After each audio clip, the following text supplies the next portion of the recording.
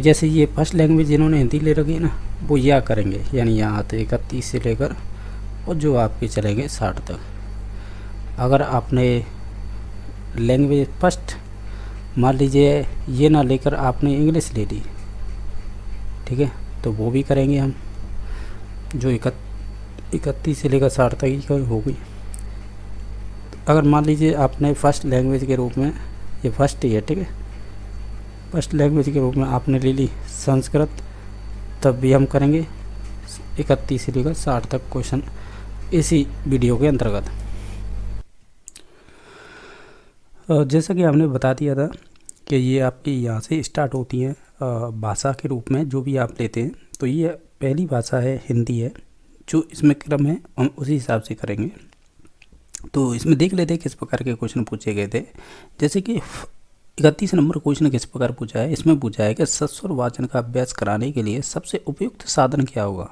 ठीक है, साधन बताना है, जैसे कि आदर्श वाचन होगा, अनुकरण वाचन होगा, सामूहिक वाचन होगा या पाठ्य पुस्तक वाचन होगा। देखो, सस्वर वाचन का मतलब होता है एक साथ सभी का वाचन करना होता है, तो इसमें सभी स्टूडेंट आ जाएंगे। तो सबसे उपयुक्त क्या रहेगा, तो इसमें यही तो पूछा था ना, सबसे उपयुक्त साधन क्या रहेगा।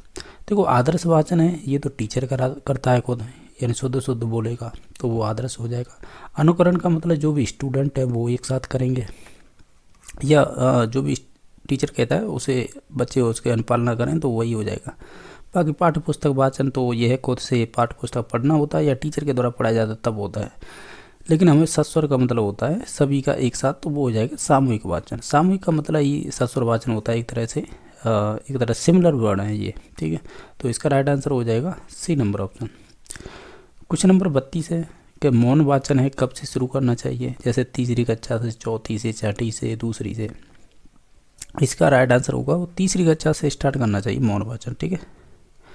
मौन वाचन का मतलब होता है एक तरह से आप एक तरह से बोल सकते हैं आप गहनता से अध्ययन कर रहे हैं, जिसमें आप बोल नहीं रहे हैं, बाकी आप समझ रहे हैं जो भी पढ़ रहे हैं, ठीक है। तो ऑप्शन नंबर इसका ए सही हो जाएगा। नेक्स्ट देख लेते हैं, ये अच्छा क्वेश्चन था, कौन सा वाला, 33 वाला, कि साइलेंट रीडिंग है ये बुक किसकी रचना है, ठीक है, यानी ये कोई बुक है साइलेंट रीडिंग, ये किसकी रचना है। तो इसमें से राइट आंसर हो जाएगा, वो हो जाएगा ब्राइन दे रखा है यहाँ पे, ब्राइन है, तो ऑप्शन नंबर इसका सी सही हो जाएगा।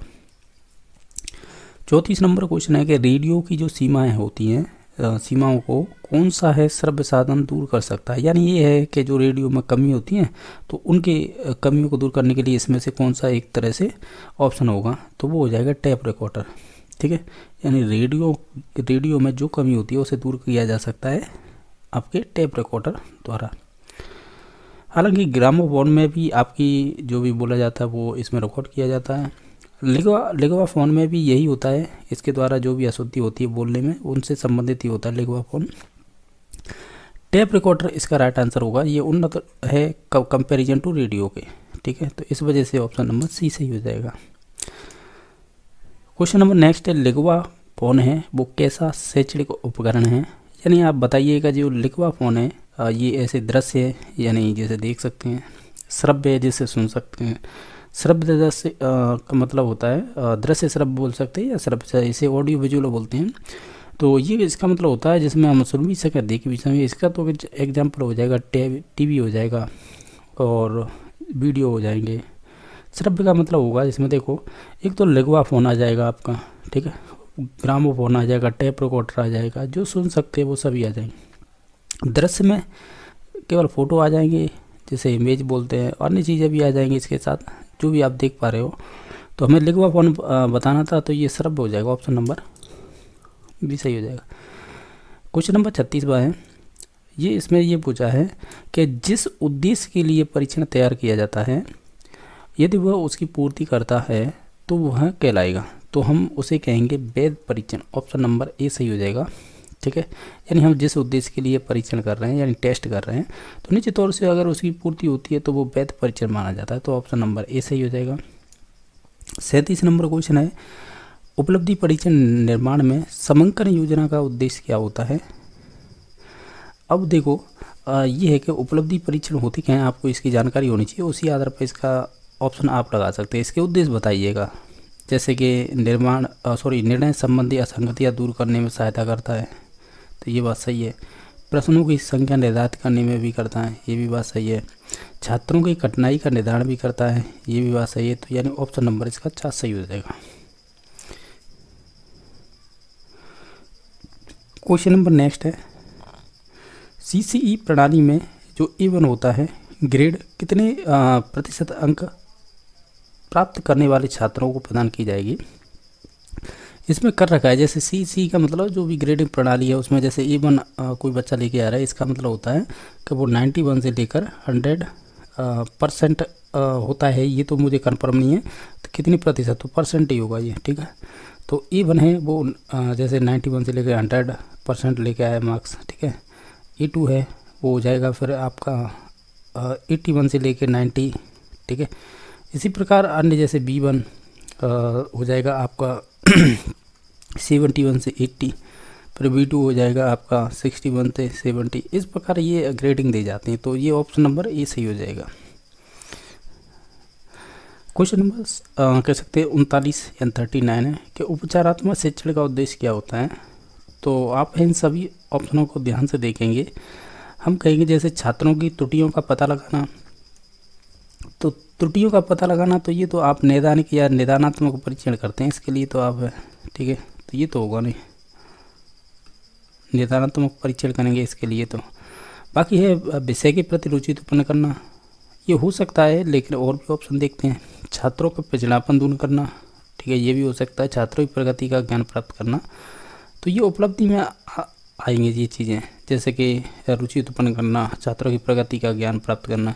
लेकिन हम ये कहेंगे ये होगा छात्रों का जो पिछड़ापन है वो दूर किया जाता है उपचारात्मक में।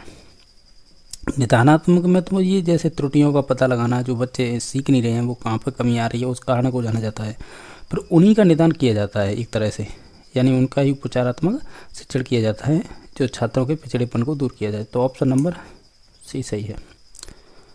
क्वेश्चन नंबर 40 है कि CBSE बोर्ड है उसने किससे वर्ष 10वीं बोर्ड परीक्षा से सतत एवं व्यापक मूल्यांकन, जिसे हम इंग्लिश में CCE बोलते हैं, जैसे कि ये कह रहा है CBSE ने किस वर्ष है 10वीं बोर्ड परीक्षा के लिए सतत एवं समग्र मूल्यांकन प्रणाली को लागू किया था। तो इसमें से ऑप्शन नंबर आपका हो जाएगा 2010-11 में किया था शायद, यही होगा, ठीक है। ये पर्टिकुलर आप डेट याद रख सकते हैं कि 10वीं बोर्ड परीक्षा में जो CCE है आपका, जिसे शॉर्ट में बोलते हैं CCE, सतत एवं व्यापक मूल्यांकन प्रणाली को कब लागू किया गया था, तो वो 2010-11 में किया गया था। ये आपको एक गद्यांश दे रखा है, इस गद्यांश के आधार पर है आपको नीचे दिए गए क्वेश्चनों के आंसर देने होंगे, ठीक है। तो जैसे कि इसमें से सार्वनामिक विशेषण इसमें से बताना है। वैसे देखा जाए सार्वनामिक विशेषण की पहचान ये होती है, आप तो ये देखिएगा, जैसे कि इसमें से देखा जाए कौन सा हो सकता है। जैसे गांधी जी ने इनके खिलाफ संघर्ष किया, तो ये सार्वनामिक नहीं होगा, ठीक है, ये नहीं होगा। दूसरा है इस पाशविक चक्र से मुक्त कराने में, तो ये ऑप्शन हो जाएगा। बाकी उनके अनुसार यहाँ पर नहीं होगा, भी अत्यंत ये भी नहीं होगा, और ये होगा ही नहीं। तो ऑप्शन नंबर इसका बी सही हो जाएगा, ठीक है। ऑप्शन नंबर इसका बी सही हो जाएगा कि इस पाशविक चक्र से मुक्त कराने में, ठीक है। इसकी ये विशेषता होती है, आप तो ये देखिएगा, जहाँ पर यहाँ पर कोई भी हो, चाहे तो वो आपका कोई ऐसे मान लीजिएगा प्रोनाउन हो, मतलब जैसे होता है ना, जो नाउन के स्थान पर प्रयुक्त करे जाते हैं, यानी संज्ञा के स्थान पर, जैसे वह, यह, इस, उस वगैरह जो भी है, अब वो अगर संज्ञा से पहले आ जाते हैं तो मोस्टली ये होता है कि ये संज्ञा आती है ना, इससे पहले अगर कोई आ जाए तो निश्चित तौर से वो इंडिकेट करता है कि इस, यानी इसे ही बोलते हैं सांकेतिक या वो सार्वनामिक विशेषण। और बाकी आपको अन्य कोई चीज़ आती है इसे समझने या नहीं जानते हैं तो वो भी तरीका लगा सकते हैं। बाकी नेक्स्ट देख लेते हैं, इनमें से प्रत्यय से निर्मित शब्द कौन से हैं। आप ये देखेंगे, एक तो धैर्य हो जाएगा और दूसरा हो जाएगा कोशिश, ठीक है। तो इसमें दो ऑप्शन हो रहे हैं, ए और डी, दो ऑप्शन राइट हो जाएंगे। और बाकी आप खुद कर देख ले, इसमें दो हो जाएंगे जो आपके प्रत्यय से निर्मित होंगे। इनमें से कौन सा है जो संधि का उदाहरण नहीं है। देखो ये संसार है, ये तो बना बना होगा सम प्लस सार से, सही है ना, संसार। बाकी सदाचार में होगी सत प्लस आचार, ठीक है। बाकी सामाजिक में तो कोई होता ही नहीं है। बाकी अत्यंत का होगा अति प्लस अंत, तभी इसमें होगी कौन सी संधि, यण।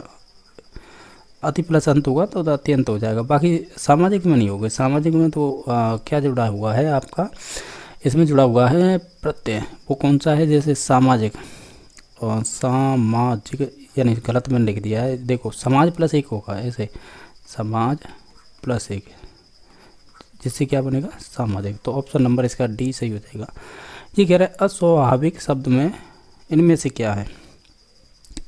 देखो अस्वाभाविक में देखा जाए तो इसमें देखो उपसर्ग भी दिखाई दे रहा है आपको, प्रत्यय भी पीछे लिख रखा है इसमें एक, तो ये उपसर्ग और प्रत्यय हो जाएंगे।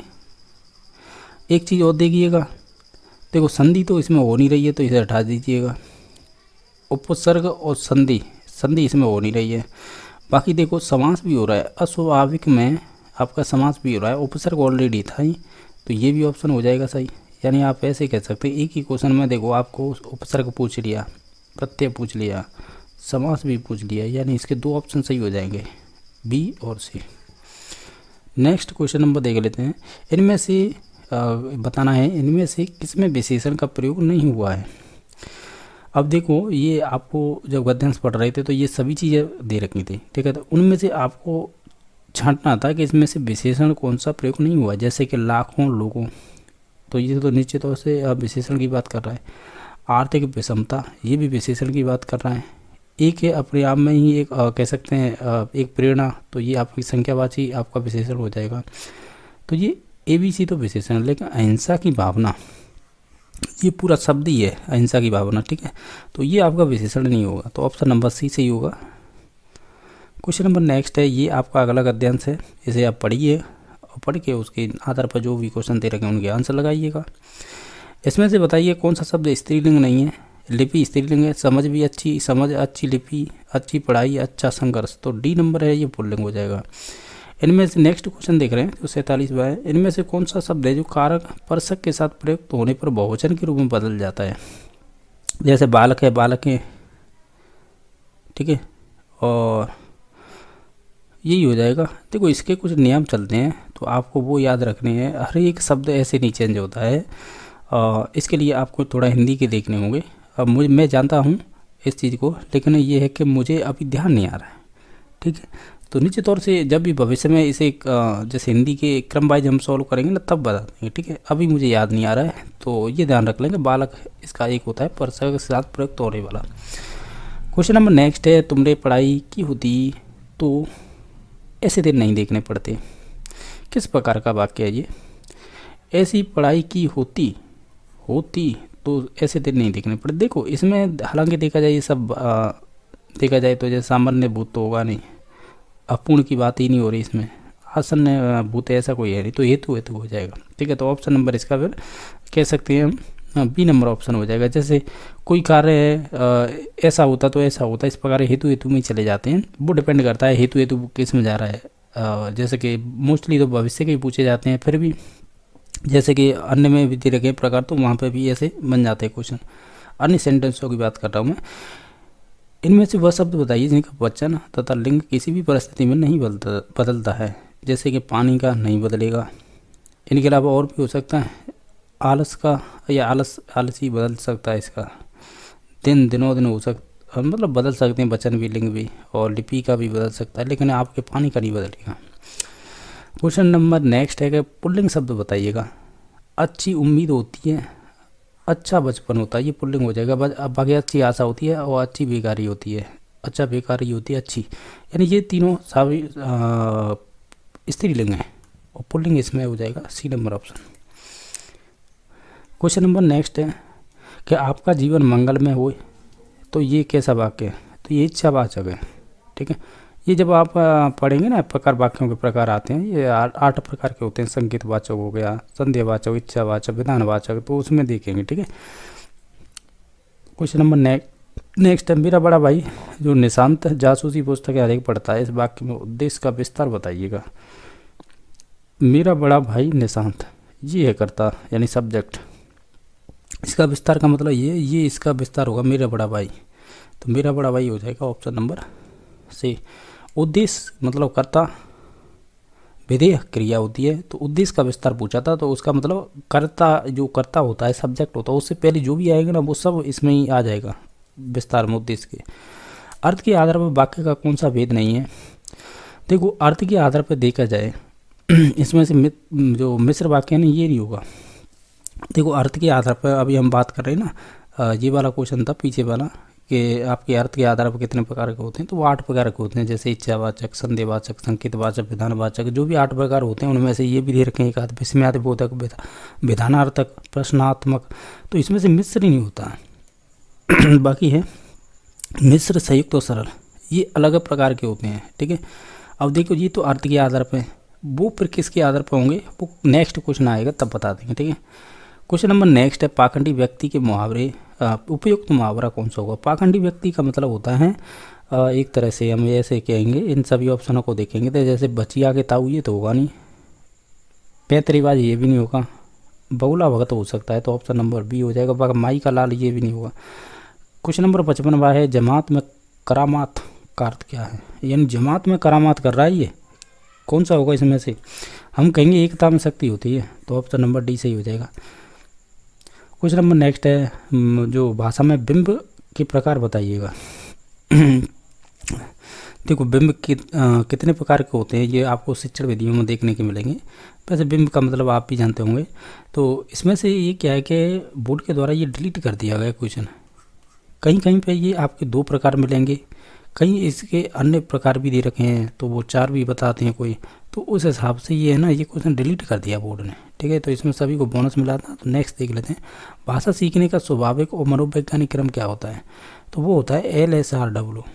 इसका मतलब होता है लिसनिंग यानी सुनना, स्पीकिंग माने बोलना, और रीडिंग माने पढ़ना, और राइटिंग माने लिखना। तो सुनना, बोलना, पढ़ना, तो ऑप्शन नंबर इसका सी सही हो जाएगा। क्वेश्चन नंबर नेक्स्ट है कि भाषा शिक्षण के सिद्धांत, ये अच्छा क्वेश्चन हो, ये बनते भी हैं। भाषा शिक्षण का सिद्धांत कौन सा है? देखो प्रेरणा का वही होता है, क्रिया द्वारा सीखने का वही होता है, जीवन से जोड़ने का होता है, उपयोग सभी हो जाएगा। क्वेश्चन नंबर 59 है, भाषा दक्षता कौशल विकास किया जा सकता है, शुद्ध उच्चारण के द्वारा माध्यम से कर सकते हैं, लिपि और वर्तनी के सही ज्ञान से कर सकते हैं, शब्द और रचनाकार ज्ञान कराकर भी कर सकते हैं, यानी उक्त सभी, उपयुक्त सभी इसका राइट आंसर हो जाएगा। क्वेश्चन नंबर नेक्स्ट है, रचना शिक्षण के कितने मुख्य रूप होते हैं? तो 2 रूप होते हैं, तो ऑप्शन नंबर इसका सी सही हो जाएगा। इस तक जो भी क्वेश्चन है वो आपके इस गद्यांश के आधार पर ही पूछे जाएंगे। आप एक बार गद्यांश को देख लीजिए, उसके बाद क्वेश्चनों को देखते हैं। जैसा कि क्वेश्चन नंबर 31 पूछा है आपसे, इसमें ये पूछा है आपसे कि महाकाव्य में समास होगा। आप जानते होंगे एक कर्मधारय समास की ये विशेषता होती है कि विशेष विशेषण की बात होती है तो उसमें हमेशा ही कर्मधारय समास होता है। तो महाकाव्य में आपका हो जाएगा समास कर्मधारय, तो ऑप्शन नंबर 2 सही हो जाएगा। क्वेश्चन नंबर आपका 32 है, वो इस प्रकार पूछा है कि आपको पूछा है रामायण में शब्द में संधि विच्छेद होगा, यानी रामायण का क्या संधि विच्छेद होगा? आप जानते होंगे इसमें व्यंजन संधि होती है, राम प्लस अयन, इसका संधि विच्छेद हो जाएगा सही, ठीक है। तो ऑप्शन नंबर 3 सही हो जाएगा। क्वेश्चन नंबर 33 का है, ये कह रहा है कि निम्न में से कौन से या कौन सा शब्द प्रत्यय से निर्मित नहीं है, यानी जिसमें प्रत्यय नहीं है वो चूज करना है। जैसे कि ऑप्शन नंबर है टीकाओं, इसमें प्रत्यय है, लिखित में इत हो जाएगा, नैतिक में इक हो जाएगा। तो अनपढ़ है ना, ये कह सकते हैं एक रूढ़ शब्द है, कह सकते हैं इसमें किसी भी प्रकार का कोई प्रत्यय का उपयोग नहीं किया गया है। क्वेश्चन नंबर आपका 34 है, निम्न में से कौन सा विलोम युग्म सही नहीं है वो चूज करना है। नैतिक से अनैतिक होता है, बिल्कुल सही बात है। देहाती और ग्रामीण ये दोनों ही एक तरह से सिमिलर वर्ड है, तो ऑप्शन नंबर हमारा 2 सही हो जाएगा। हमें यही बताना था विलोम युग्म सही नहीं है, तो ऑप्शन नंबर 2 सही है। उसके अलावा जैसे संतुष्ट का असंतुष्ट होता है, बिल्कुल सही है ये विलोम, ठीक है। तो गलत था, वो चूज करना था, तो ऑप्शन नंबर 2 सही है। आपका क्वेश्चन नंबर है 35वां, इस प्रकार पूछा है कि जातिवाचक संज्ञा नहीं है। अगर इन 4 ऑप्शनों को ध्यान से देखें तो महाभारत है वो एक आपकी जातिवाचक संज्ञा नहीं होगी, जैसे ग्रामीण है, देहाती है और ग्रंथी, ये सभी आपके जातिवाचक संज्ञा के उदाहरण हो जाएंगे। नेक्स्ट क्वेश्चन है, आपको एक और गद्यांश दे रखा है 36 से लेके आपको 39 तक। इस गद्यांश के आधार पर ही क्वेश्चन पूछे जाएंगे। एक बार गद्यांश देख लीजिए, उसके बाद देखते हैं डायरेक्ट क्वेश्चन, ठीक है। क्वेश्चन नंबर 36 आपसे इस पर पूछा है, ये कह रहे हैं निम्न में से कौन सा शब्द है जिसका वचन तथा या अथवा लिंग किसी भी परिस्थिति में नहीं बदलता है। अगर ये 4 ऑप्शन दे रखे हैं, अगर देखें इन सभी ऑप्शनों को ध्यान से, तो ना तो उसका वचन ना लिंग चेंज हो, तो वो आपका हो जाएगा रोशनी, क्योंकि फल से फलो हो जाएगा बहुवचन, वृक्ष से वृक्षो हो जाएगा, ऋतु से ऋतु हो जाएगा। तो इस प्रकार रोशनी है, इसका कोई ना तो वचन चेंज होगा और ना ही लिंग। ठीक है, तो ऑप्शन नंबर 2 सही हो जाएगा। क्वेश्चन नंबर 37 पर है, निम्न में से कौन सा शब्द स्त्रीलिंग से असंगत है, यानी वो स्त्रीलिंग नहीं है, वो चूज करना है। तो इसमें से जो पानी है वो आपका कह सकते हैं स्त्रीलिंग नहीं है, बाकी जैसे प्रकृति, ऋतु, धूप, ये सभी आपके स्त्रीलिंग हो जाएंगे। नेक्स्ट क्वेश्चन नंबर 38 है, भारतीय मनीषी जंगल में रहना पसंद करते थे, वाक्य में कौन सा काल है। अगर इसे ध्यान से देखें, करते थे इस प्रकार के वाक्य आते हैं, वो पूर्ण वाक्य में आते हैं। आसन से कोई संबंध नहीं है, ठीक है, और न सामान्य भूतकाल है ये, और न अपूर्ण भूतकाल है। तो इस प्रकार इसका राइट आंसर सी सही हो जाएगा, यानी 3 नंबर ऑप्शन। क्वेश्चन नंबर 39 था कि सूर्य और चंद्र दशा नित्य और नैमित्तिक कार्यों में शुभ माना जाता है, रेखांकित शब्द का अर्थ क्या है। यानी आपको नैमित्तिक का आपको अर्थ पूछा है, यानी इस शब्द का अर्थ क्या है। अगर इन 4 ऑप्शनों को देखें तो हो जाएगा निमित्त से किया जाने वाला, तो ऑप्शन नंबर 2 सही हो जाएगा। आपका क्वेश्चन नंबर जैसा कि आप देख पा रहे होंगे, क्वेश्चन नंबर आपका 40वां है। इसमें पूछा है, दीपक का बड़ा भाई राकेश गायों को नहला रहा है, वाक्य में उद्देश्य का विस्तार है। अगर ध्यान से देखें, राकेश है यहाँ पर करता है, यानी जो उद्देश्य है, इससे पहले जो भी चीज़ है वो आपके विस्तार है उद्देश्य का। तो ऑप्शन नंबर 1 से ही सही हो जाएगा। दीपक का बड़ा भाई है ना, ये उद्देश्य का विस्तार है, यानी कर्ता का विस्तार है। तो ऑप्शन नंबर 1 ही सही रहेगा। ठीक है, क्वेश्चन नंबर 41 है कि अर्थ के आधार पर वाक्य का भेद नहीं है। आप जानते होंगे अर्थ के आधार पर 8 प्रकार के होते हैं, ठीक है, और रचना के आधार पर 3 प्रकार के। तो 3 प्रकार में से रचना के जो मिश्र वाक्य है वो आपके रचना के प्रकार में से पूछा है। बाकी ये संकेतार्थक, निषेधार्थक, इच्छार्थक, ये सभी आपके अर्थ के आधार पर वाक्य के प्रकार होते हैं, हमें पूछा नहीं है। तो ऑप्शन नंबर 4 सही हो जाएगा। क्वेश्चन नंबर 42 है, कुएं में भांग पड़ना मुहावरे का क्या अर्थ है। अगर इन ऑप्शनों को ध्यान से देखें तो ऑप्शन नंबर 1 सही हो जाएगा। ये कह सकते हैं सबकी बुद्धि मारे जाना, या सबकी बुद्धि मारा जाना। ठीक है, तो ऑप्शन नंबर 1 सही हो जाएगा। क्वेश्चन नंबर 43 पर था, लोकांक्ति नहीं है, वो चूज करनी है। अगर लोकांक्ति नहीं है तो निश्चित तौर से वो आपका एक मुहावरा होगा। तो आस्तीन का सांप होना ये आपका मुहावरा है, बाकी सभी चीज़ें हैं वो लोकांक्ति हैं। क्वेश्चन नंबर आपका 44 पर है कि उद्धरण चिन्ह है। इसमें से आपको अगर ध्यान से देखें ऑप्शनों को तो ऑप्शन नंबर 1 सही हो जाएगा, क्योंकि एक गहरा उद्धरण चिन्ह है। तो ऑप्शन नंबर 1 सही है। क्वेश्चन नंबर आपका 45वां है, कठोर मेहनत करने वाले आप। इस अंडरलाइन को देखो, आप पे जाके रुकिए और आप है कि सर्वनाम। हमें पूछा है पदबंध क्या है, तो वो सर्वनाम पदबंध हो जाएगा। इस प्रकार का आपने बाकी के प्रकार पढ़ते हैं तब पदबंध भी पढ़े होंगे। क्वेश्चन नंबर 46वां है, वह कथा जो मूल कथा में आए वाक्यांश के लिए एक शब्द होगा। यानी ये है आपका एकल, यानी एकल शब्द आपको बताना है इसका कि एक शब्द क्या होगा। वाक्यांश के लिए एक शब्द पूछे जाते हैं, तो उस प्रकार का ये स्टेटमेंट है कि वह कथा जो मूल कथा में आए तो हम उसे अंतर कथा कहते हैं, यानी ऑप्शन नंबर 1 सही हो जाएगा। क्वेश्चन नंबर 47 है कि कौन सा शब्द तत्सम नहीं है। अगर इन सभी ऑप्शनों को देखें, जो रानी है वो तत्सम नहीं है। इसके अलावा शर्करा, अग्निकार, ये सभी आपके तत्सम हो जाएंगे। क्वेश्चन नंबर आपका 48 है, कक्षा 1 में लिखना फिल इन द ब्लैंक से प्रारंभ होता है। तो हम कहेंगे चित्र बनाने से आप कह सकते हैं लिखना प्रारंभ होता है। तो ऑप्शन नंबर 4 सही हो जाएगा। क्वेश्चन नंबर आपका 49 है, फिल इन द ब्लैंक्स प्रणाली कच्चा कच्चा शिक्षण की जगह स्वाध्याय पर बल देता है, ये किससे संबंधित है। तो ये आपकी डोल्टन पद्धति थी, उससे संबंधित है। तो ऑप्शन नंबर 1 सही हो जाएगा। क्वेश्चन नंबर 50 है, गद्य से जड़ में शब्दार्थ स्पष्ट करने की विधि कौन सी है। अगर इन सभी ऑप्शनों को ध्यान से देखें तो ऑप्शन नंबर 1 हो जाएगा, उद्बोधन विधि। जैसा कि क्वेश्चन नंबर आपका 51 है, या 51 नंबर के असत्य कूट को पहचानिए। अगर इन सभी ऑप्शनों को ध्यान से देखें तो अधिगम के लिए आंकलन एक सारांशात्मक आंकलन होता है, ये कहना गलत है। बाकी सभी स्टेटमेंट सही थे अपने आप में। तो ऑप्शन नंबर इसका 3 गलत हो जाएगा, मैं असत्य चूज करना था। क्वेश्चन नंबर आपका 52वां है कि पाठ्य पुस्तक का आंतरिक गुण क्या होता है। अगर इन सभी ऑप्शनों को ध्यान से देखें तो भाषा एक है वो आंतरिक गुण मानी जाती है। तो ऑप्शन नंबर 4 सही हो जाएगा। क्वेश्चन नंबर 53वां है, वो इस प्रकार पूछा है कि प्रक्षेपी प्रकार की शिक्षण सामग्री है। तो मायादीप है वो आपकी एक प्रक्षेपी कह सकते हैं सामग्री है। बाकी रेडियो सुनने से संबंधित हैं, तो ये श्रव्य हो जाएगा। बुलेटिन बोर्ड दृश्य हो जाएगा। भाषा प्रयोगशाला आपकी श्रव्य दृश्य दोनों में आ जाती है। तो ऑप्शन नंबर इसका 3 सही हो जाएगा। क्वेश्चन नंबर आपका 54वां है कि व्याकरण अनुवाद विधि को अन्य किस नाम से जाना जाता है। तो हम कहेंगे उसे भंडारकर विधि कहते हैं। ये संस्कृत हिंदी में दोनों में ही चलती है, आपने देखा होगा। नेक्स्ट क्वेश्चन नंबर है 55वां के मौखिक अभिव्यक्ति दक्षता में सहायक है।